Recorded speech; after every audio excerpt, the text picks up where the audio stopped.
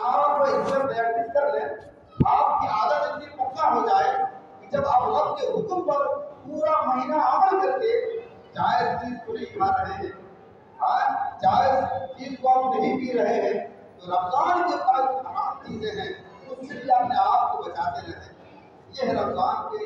جو ہے اس کے فوائد اور اس کا تقویٰ جو آپ کی دل میں گھس جائے، وہ تقویٰ سارا سال برقرار رہنا چاہیے۔ وہ خوف الہی جو آپ کے دل میں رمضان کے مہینے میں پیدا ہو جائے، رب کے دیکھنے کا تصور جو پیدا ہو جائے، یہ پورا سال آنے چاہیے۔ دیکھیے اس عبادت کا اجر بہت بڑا ہے، روزہ کا اجر بہت بڑا ہے۔ اللہ تبارک و تعالیٰ فرماتا ہے کہ میں ایک بندوں کی جو باقی کے اعمال ہے اس کے لیے ہے، روزہ میرے لیے۔ اللہ فرماتا ہے کہ روزہ میرے لیے ہے اور اس کا بدلہ میں ہی دوں گا، اور کتنا عطا فرمائے گا وہ رب جانے، اور جس کو عطا فرمائے گا وہ جانے۔ دیکھیے حضرت داؤد دائی رحمۃ اللہ تعالیٰ ہے، ایک بزرگ ہے، انہوں نے رات خواب میں دیکھا کہ جنت کی جو نہر ہے اس کے پاس بیٹھے ہوئے ہیں، اور وہاں پر جنت کی چند حوریں جن کے چہرے سورج کی طرح روشن تھے، سورج ہے نا اس طرح ان کے چہرے روشن تھے، اور وہ حور کہہ رہے تھے کہ اللہ روزے دار کو تو کب میرے حوالے کرے گا، وہ روزے دار میرے پاس کب آئیں گے۔ یعنی جنت کی حوریں بھی تمنا کرتی ہے روزے دار کے لیے، جنت بھی اس کے لیے تمنا کرتی ہے، مشتاق ہے تو ہے روزے دار۔ یعنی انسان سارا سال چاہتا ہے کہ جنت ہمیں مل جائے، اے اللہ ہمیں جنتی بنا دے، لیکن رمضان کے مہینے میں جنت دعا کرتی ہے کہ اللہ روزے دار ہمیں عطا فرما دے، روزے دار کو ہمارے حوالے کر دے۔ جنت کی ایک دروازہ جس کا نام ریان ہے، جنت میں ایک دروازہ ہے جس کا نام ہے ریان، باب ریان، وہ صرف خاص ہے روزے داروں کے لیے۔ روزے دار اس کے جنت میں داخل ہو جائیں گے پھر دروازہ بند ہو جائے گا، وہ صرف روزے دار کے لیے خاص ہے۔ اللہ کے پیارے حبیب فرماتے ہیں کہ اللہ تبارک و تعالیٰ قیامت کے دن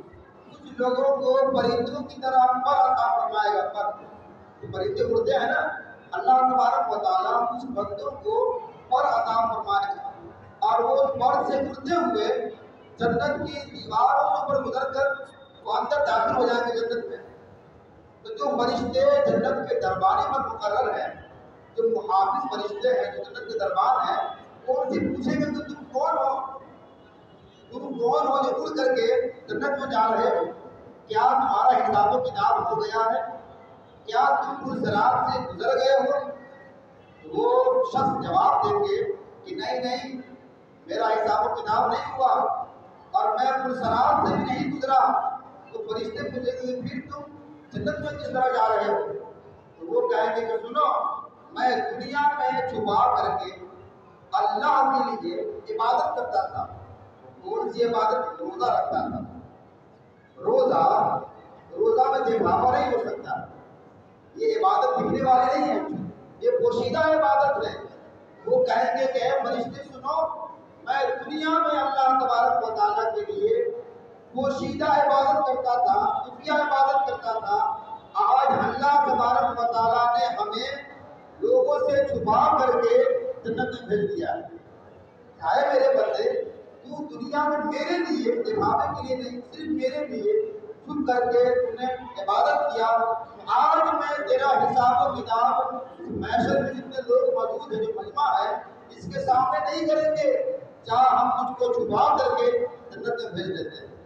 اللہ تبارک و تعالیٰ روزے دار کو پر عطا فرمائے گا اور وہ اس پر سے اڑ کر کے جنت میں داخل ہو جائے گا۔ اس کا حساب و کتاب بھی نہیں ہوگا، اس کو پرسرات بھی نہیں گزرنا ہے، اس سے جو ہے اللہ تبارک و تعالیٰ اس کے اعمال کا حساب نہیں لے گا، ایسے ہی بخش دے گا۔ اللہ اکبر، یہ روزہ کی برکت۔ اور ایک آخری بات مجھے میری بتاؤ، دیکھیے رمضان کے مہینے کی ہمیں قدر کرنی ہے، اس مہینے کا احترام کرنا ہے، اس کی عزت کرنی ہے، اس کا بہت بڑا اجر ہے۔ دیکھیے ایک شخص تھا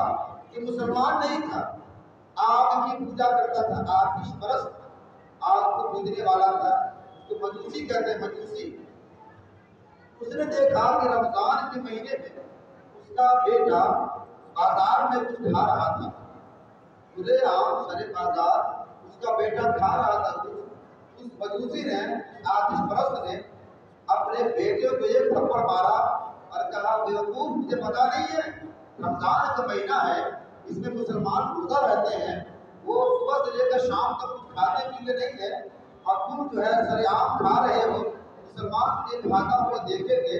تو انہیں تکلیف ہوگی، تم رمضان کے مہینے کا ادب نہیں کر رہے ہو، اس لیے اس نے تھپڑ سے بیٹے کو مارا اور اسے جو ہے تنبیہ کیا، کہا خبردار آئندہ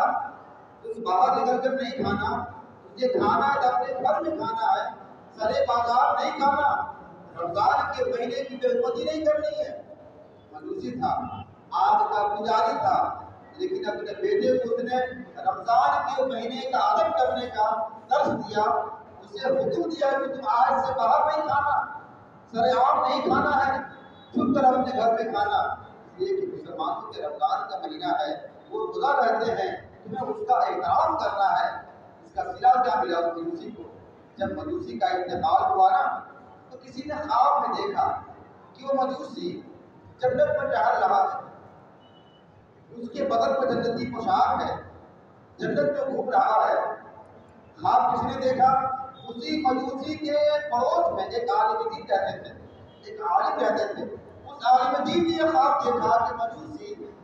جنت میں ٹہل رہا ہے۔ پوچھا ہے مجوسی تو کافر تھا، تو آگ کا پجاری تھا، تو جنت میں کس طرح گھوم رہا ہے؟ تجھے اللہ تبارک و تعالیٰ نے یہ مقام کیسے عطا فرمایا؟ اس مجوسی نے کہا کہ سنیے یہ بات صحیح ہے کہ ہم آپ کی پوجا کرتے تھے، ہم آپ کے پجاری تھے، ہم نے جو ہے آپ جو ہے اسلام قبول نہیں کیا تھا، کلمہ نہیں پڑھا تھا، اللہ کی عبادت نہیں کی ہے، لیکن ہاں اللہ تبارک و تعالیٰ نے ہمارے ایک عمل کے بدلے میں، ایک عمل کے صلے میں ہمیں ایمان کی دولت سے نواز دیا اور ہمیں اس مقام سے سرفراز فرمایا۔ عمل کون سا؟ اس نے کہا بس وہی ایک عمل جو رمضان کے مہینے میں اپنے بیٹے کو بازار میں کھاتے ہوئے میں نے تنبیہ کیا، مجھے تھپڑ مارا تھا، اللہ کی عطا پسند آ گئی، اور جب میری موت کا ٹائم قریب آیا نا اللہ تبارک و تعالیٰ فرشتوں کو حکم دیا، اے فرشتے اس کی روح بعد میں قبض کرنا، اس سے پہلے کلمہ پڑھا کے مسلمان کر لو۔ جو رمضان کی قدر کرے میری رحمت کو گوارا نہیں ہے کہ وہ جہنم میں جائے، اللہ تبارک و تعالیٰ مرنے سے پہلے اس مجوسی کو، اس کافر کو ایمان کی دولت سے سرفراز فرما دیا اور اسے جنت داخل فرما دیا۔ اللہ اکبر! ایک کافر اگر رمضان کا احترام کرے بخشا جائے، ہم تو مسلمان ہیں، ہم تو ایمان والے ہیں، ہماری ذمہ داری اور زیادہ بڑھ جاتی ہے کہ ہم رمضان کا احترام کریں۔ اس رمضان میں فضول کام سے اپنے آپ کو بچائیے، بے مقصد کام سے کیا حاصل، اللہ کو راضی کرنے والا کام کیجیے، پھر یہ مہینہ پتہ نہیں آئندہ سال کس کے مقدر میں آئے، کس کو نصیب نہ ہو، کوئی نہیں جانتا۔ جو پچھلے سال رمضان میں ہماری مسجد میں ہوا کرتے تھے آج وہ نہیں ہے، آج جگہ اپنی مجلس میں سے کتنے لوگ جو پچھلے سال رمضان میں تھے آج نظر نہیں آ رہے ہیں آپ کو، لہٰذا پتہ نہیں ہم میں سے کون آئندہ سال رمضان میں رہے نہ رہے، لہٰذا آج موقع ہے رب کی بارگاہ میں جھک جائیے، توبہ استغفار کیجیے، روزہ کی پابندی کیجیے، اور جس چیز سے روزہ ٹوٹ جاتا ہے اس کا بھی آپ خیال رکھیں۔ ہر دن اثر کے بعد ضروری مسائل بیان کیے جاتے ہیں، آپ مسلم کو تشریف رکھیے تاکہ آپ کو روزے کے بنیادی مسائل کا علم ہو۔ آپ وضو بناتے ہیں، کلی کرتے ہیں، چھوٹی سی بات اس کا خیال رکھنا ہے، وضو میں غسل میں آپ جو کلی کرتے ہیں اتنا خیال رکھیں کہ کلی کرتے وقت کلی کا کوئی قطرہ آپ کے حلق کے نیچے نہ اترے۔ رمضان کے مہینے میں غرارہ کرنے سے منع کیا گیا ہے، جو پائلٹ کی طرح غرارہ کرتے ہیں نا اس سے منع کیا گیا ہے، باقی عام دنوں میں حکم یہ ہے کہ آپ غرارہ کریں تاکہ اچھا سے کلی ہو جائے، لیکن رمضان میں اس سے بھی پرہیز کرنا ہے تاکہ کوئی پانی کا قطرہ آپ کے حلق کے نیچے نہ اترے، ورنہ روزہ آپ کا ٹوٹ جائے گا۔ اور اسی طرح سے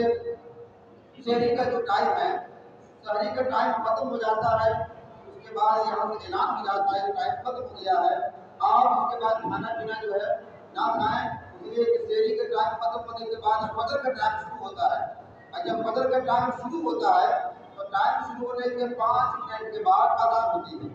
تو اگر آپ آسان اگر کھاتے پیتے رہیں گے تو گویا کہ آپ روزہ کے ٹائم میں کھائیں گے، آپ کا روزہ نہیں۔ اس لیے ہم پابندی سے ٹائم ختم ہوتا ہے बार बार टाइम खत्म होने से पहले भी ऐलान करते रहते हैं कि 10 मिनट रह गया है, 5 मिनट रह गया है, 20 मिनट रह गया है। आप उसी एहतियात से पहले कर लिया करें। जब ऐलान हो जाए कि टाइम खत्म हो गया है तो फिर खाना पीना बंद कर देना है। अज़ान तक खाने की आप कोशिश करेंगे, रोज़ा का खराब हो जाएगा, गुनहगार होंगे आप। अल्लाह तबारक व तआला हम सबको रमज़ान की बरकतों से, नेमतों से मालामाल फरमाए, इस मुक़द्दस महीने की कदर करने की तौफ़ीक़ अता फरमाए। आमीन या रब्बल आलमीन। और इत्मीनान आपके लिए है, अब्दुल लतीफ़ साहब जो आपके गाँव के रहने वाले हैं, दिल्ली में बीमार है,